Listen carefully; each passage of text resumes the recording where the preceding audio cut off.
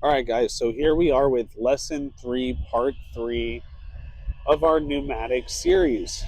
So I'm going to be touching up on this McQuay unit. It is a McQuay air handler. There's a dual blower in here, and it has a chilled water coil. That's what these big lines are, and a hot water coil going in here. What we're going to focus on, because I can go on for hours on this stuff, but I just am going to do a couple of minutes. What we're going to focus on is these actuators, okay? There's 4 actuators, pneumatically controlled actuators, okay? These front ducts, the front ones, not the ones in the back. These front ones are for a hot deck. Remember, there's a hot deck and a cold deck. The duct in the back, that one right there, and that one are for the cold deck. Now, we have 2 zones. This one is,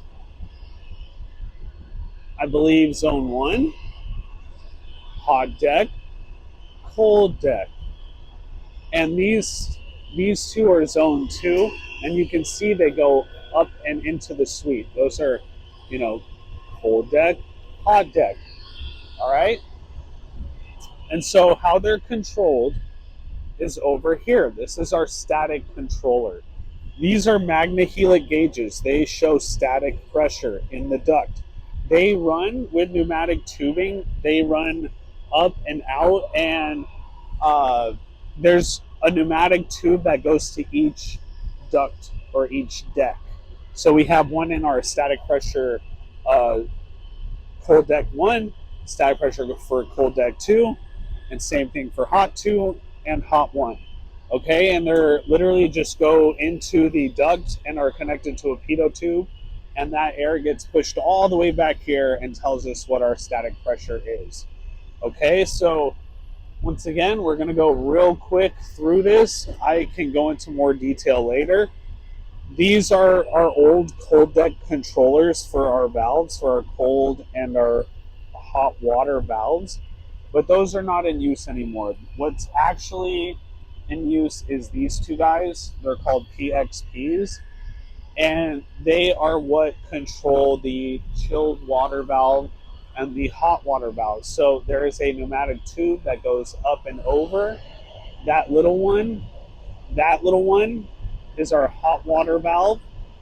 This little one is or this larger one is our chilled water valve. So those get controlled based off of demand. The more demand for cooling, the more the valve opens. The more demand for heating, the more the hot valve opens. Or vice versa, right? Less demand, it closes, you get the picture. So, if you have a high demand for cooling, let's say it's summer, you have a high demand for cooling, most of the thermostats in the suite are calling for cooling all the way. Let's go, we need it. You're going to get less and less static. Okay, static pressure builds up when the air doesn't necessarily have anywhere to go. So you can't let the static get too much or else you'll blow out the duct. But at too little, and you're not going to be supplying enough air to the offices or the suites, and you're going to get a lot of calls. A lot of hot calls, a lot of cold calls, whatever the case may be. So here's how you control it. What 7 is kind of a neutral position. That's kind of an average, um, and that's what'll get you close to what they want. Here is 0.5 for our cold deck, 0.25 for our hot deck. Those are like averages. Okay, so let's say we're like, oh no, we need to increase the airflow. We need more air. So what we're gonna do is we're going to stick a little screwdriver in here, a little flathead, and we're going to open that up, and you're going to see this drop. And ultimately, boom, see how quickly that went up? And you can see right here, That actuator is opening up all the way. We do not want to blow out this duct. This is a demonstration. So we're going to go right back. Turn it right back. Okay. I'll adjust that, get it back up to like where it was, right around 7. That's fine. That's not too bad. Didn't go up too bad. So we want that to try to go back down to around 0.5. And now our actuator is slowly closing. Sometimes they move very slow, guys. So you have to be patient with this stuff. So the only reason I turned it so much, I turned that so much is because I kind of knew where it was before. But I'm telling you, the smallest turn, and you can throw it way off. So you have to do a small turn, wait a minute, let it adjust, make another adjustment. All right? And see? There you go. All right, guys. So, you don't usually have to mess with those too much, but every now and then you do. And that's how you adjust the air volume throughout the whole floor.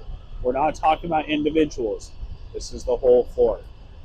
So that concludes our lesson 3, part 3 of pneumatics for a commercial building. If you guys have any questions, please feel free to ask in the comments.